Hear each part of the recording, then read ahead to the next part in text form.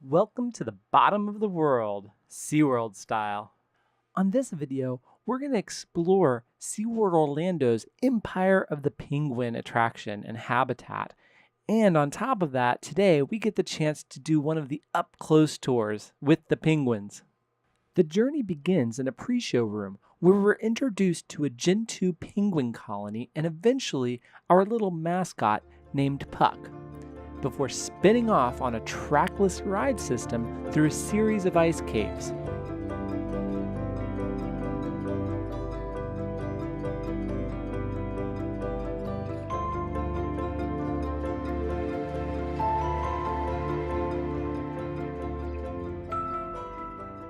Penguins find their home in the cooler waters of the southern hemisphere. There are 17 different species, including the Galapagos penguin that lives closer to the equator. I got a chance to see the Galapagos penguins in the wild last year. They are sustained by the cold, nutrient-rich currents that feed into those islands. Only the Emperor and Adelie penguins make their true home on the Antarctic continent, while other species breed on the northern tip of the Antarctic Peninsula or sub-Antarctic islands. SeaWorld Orlando is home to chinstrap, Gen 2, king, Adelie, and rockhopper penguins. Penguins cannot fly, but they are the most efficient swimmers and divers in the bird world. Their wings are paddle-like flippers used to propel themselves forward, while they use their tail and feet as rudders for steering. Unlike other birds, penguins have solid, dense bones to help them overcome buoyancy. The classic black and white coloration is all about camouflage, allowing their backs to blend into the dark ocean and their white bellies to mimic the bright surface above. Penguins keep warm by using a thick, waterproof covering of overlapping feathers and an insulating layer of fat. And the penguin diet consists mainly of fish, squid, and a variety of crustaceans. There's so much more to learn about penguins. However, today we're going to go on the up-close tour.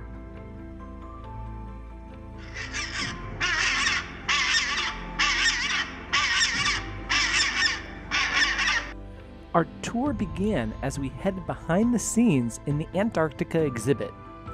This included a shoe wash to make sure we didn't bring anything harmful into the building. So today we are going to meet some penguins, and actually I have some chicks for you to meet as well. Yeah, so just at the end of our breeding season, the kings are just kind of in the middle of hatching. They're kind of in the middle of their breeding season, and the small species are basically done, and they're getting ready to go into their molt. You'll see what that means when we go in there. They look like they explode, basically. It's like, ah! So this shows us where there are actually chicks in the aviary, these green ones, and the red dots, so you can see it's mainly just the kings right now.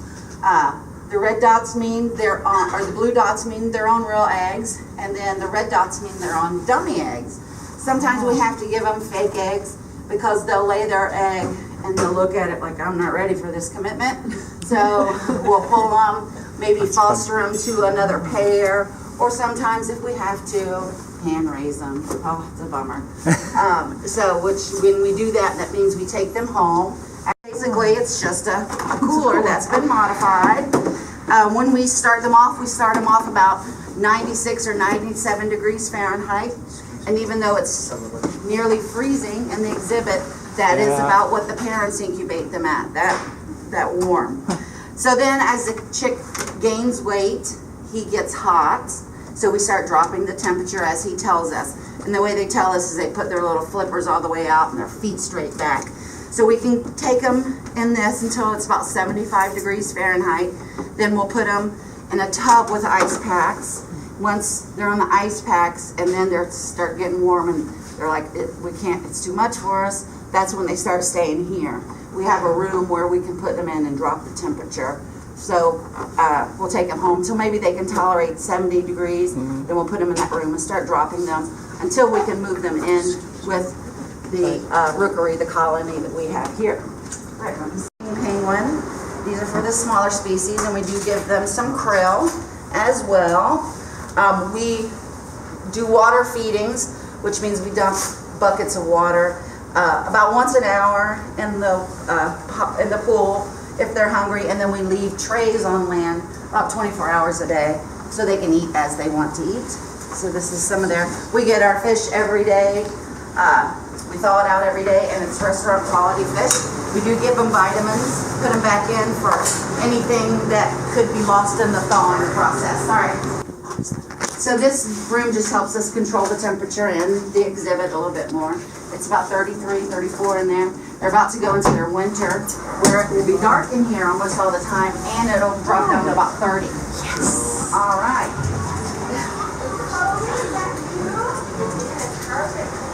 After entering into the back of the habitat, we immediately got the attention of several king penguins who sauntered their way over to us all on their own.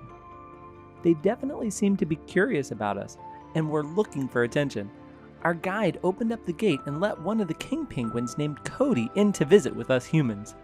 From his feet that are designed for walking on ice and snow to his wings that help him swim, Cody showed off his penguin adaptations as we all got the chance to take pictures with him. Very, very cool. Okay, All right, good then, son. Alright. It's weird. It's almost impossible to get your hand through his feathers to touch his skin. You can Their feel it feathers, all coming out in there and stuff. they overlay like tiles on a house. Okay, you can go. All right, he's gonna go talk to some other people, which is fine. People everywhere.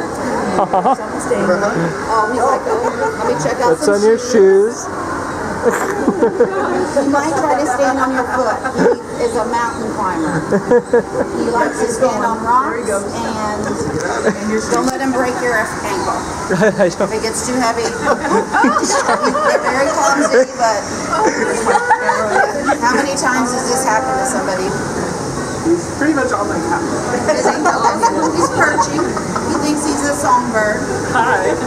Kobe. Are you trying to Really? Kobe. He's like, yeah, I'm good. Man. Yeah. He's like, I'm fine. I'm good. I'm comfortable. Is he all the way up there now? Yeah. No, he's down now. He's down now. Okay. He's like, that was fun. Hi, I'm going to take my cap back just in Yeah. case. Feel free. You can reach down and touch him and everything. That's fine. Hi. Oh, don't climb up in his lap. No, let's not do that. We like the science too. I know. This is a baby Jinju. Oh my god.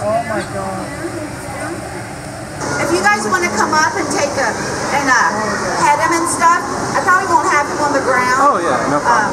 Just because he's little. And they don't smell great, but that's just the way it goes.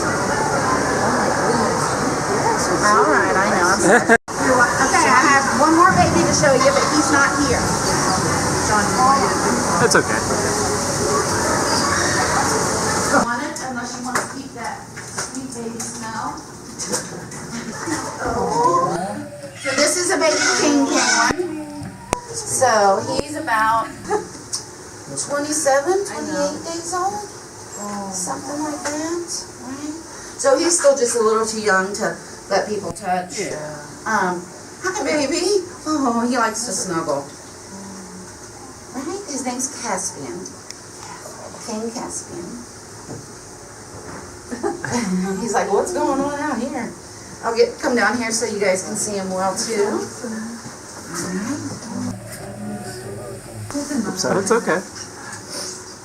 Good boy. Or girl. Good it. Yeah. You can touch him. He feels just like the Jinju, basically. Just poofy. It's poofy. Oh, okay. He's like, I feel better if I'm facing. Okay, that's fine. That's fine. That's fine. That's fine. How old is this one? This one, he's about the same as the king. He's got about 28, 29 days. Oh my goodness. This one? Smelly. If you guys didn't, I shouldn't say smelly, it's unique. If you didn't smell any of them, just take a whiff. They're kind of musky smelling. It's not a horrible smell, it's just weird. Yeah, it's a mustard. Yeah. Oh my God. You want smelling? Oh my. No? Okay. Well, smell your hands. So I started working with animals in 1986. I was in 11th grade, and my mom worked at a theme park, like I am now, called Cypress Gardens. And Cypress Gardens they had marmosets, lemurs, all sorts of, a wonderful collection. So I worked there over the summer, then I went to 12th grade, then I came back, and the day I graduated high school, they hired me full time. So I was doing that and college. And then I got 3 baby tigers they asked me to take home and hand raise. And I was like, okay. So I started when I was 17. Most people now, they do want a degree. But it never hurts to volunteer, like even at animal rescue place, the ASPCA. If you have private breeders in town, Morgan's part of, 4-H. Yep. That's great, those kind of things. So, but going for something in a biology-related field or psychology. A lot of with the training is psychology related. So wildlife management, farm management, anything that really has to do with the animals. That's the way to do it. But a lot of people start in education. That's where Morgan's at now, and she's also going to school. And then they get a lot of animal knowledge, and we hire a lot of people in the education department. To come in, yeah. Yeah, you get sucked into the vortex, as Morgan's mother calls it, because she is, her mom's here, her dad's here, now she's here, and probably be here forever. That's how it happens. What's your name again? My name is Tiffany. Tiffany, thank you, Tiffany. You're very welcome. You're so welcome. Okay, well. Wonderful. If you ever get the chance, I highly recommend the Penguins Up Close tour. It was amazing to get close to these incredible birds, and each tour will definitely be a little different. Make sure to subscribe for more content and follow me on Facebook and Twitter. And of course, until next time, keep exploring.